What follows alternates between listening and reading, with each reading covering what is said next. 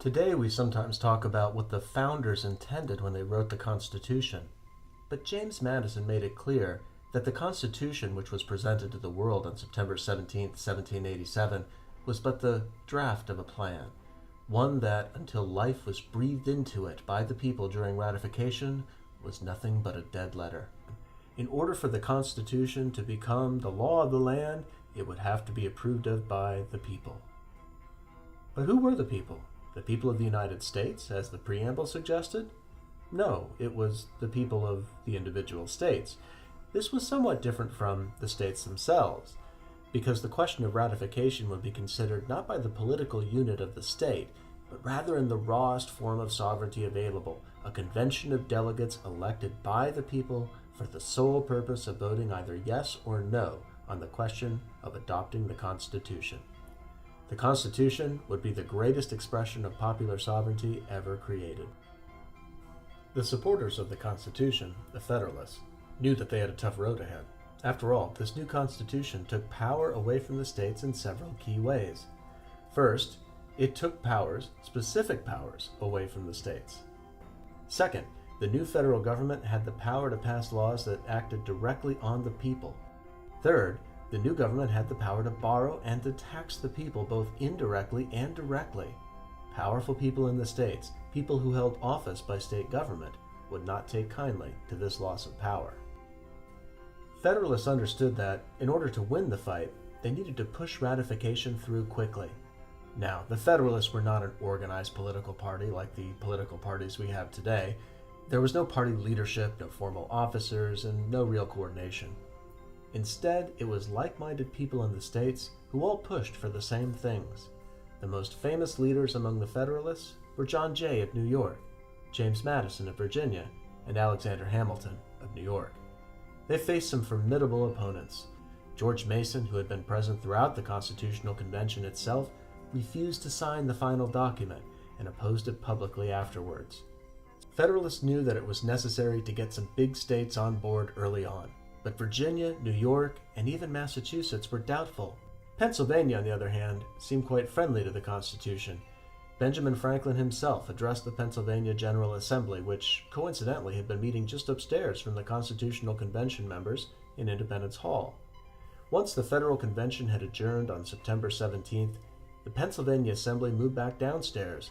Benjamin Franklin there urged the Pennsylvania's Assembly, which was scheduled to adjourn on September 29th, to authorize the election of delegates to a ratifying convention.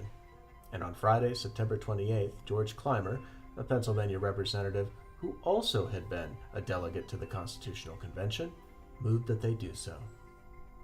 "Why so quickly?" complained Robert Whitehill, a representative from the very rural Cumberland County. "Congress hadn't even transmitted the new Constitution officially to the states. Without Congress's approval," complained several members of the Pennsylvania Assembly, "this wasn't actually even a legal document."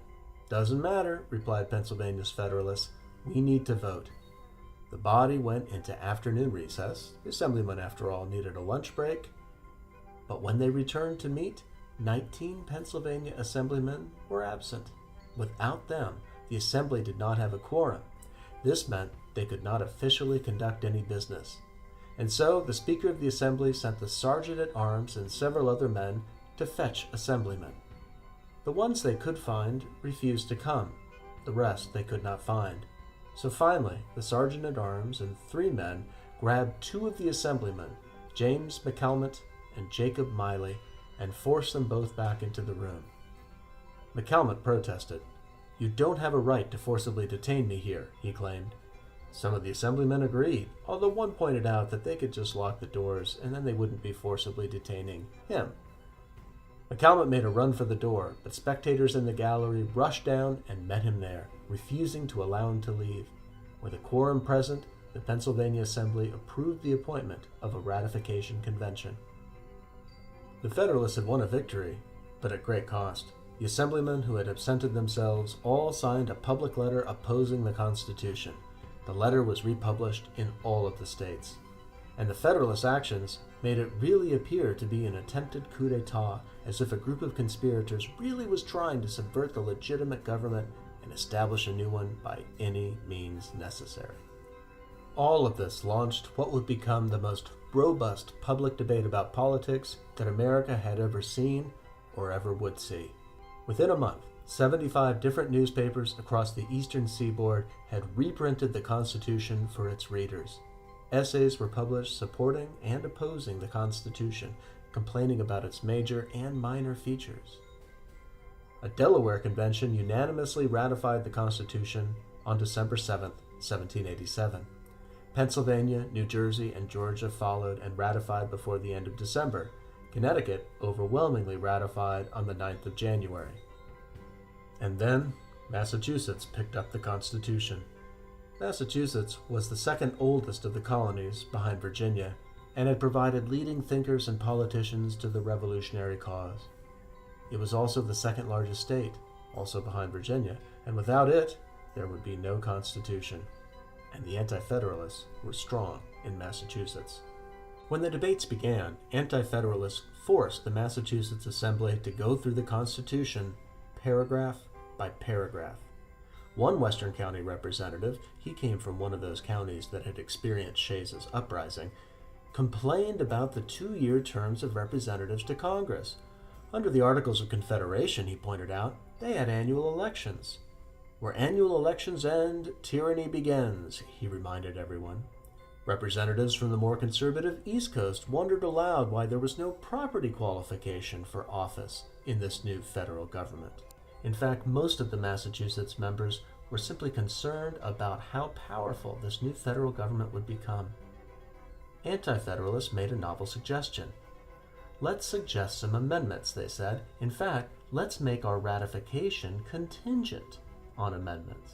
The Federalists protested. This would violate the rules laid down by Congress and by the Constitution itself. We have to only accept or reject the Constitution. We have no third option, said the Federalists. The Anti-Federalists, though, were adamant. They wanted a conditional ratification. To seal a victory, Federalists staged a little bit of political theater.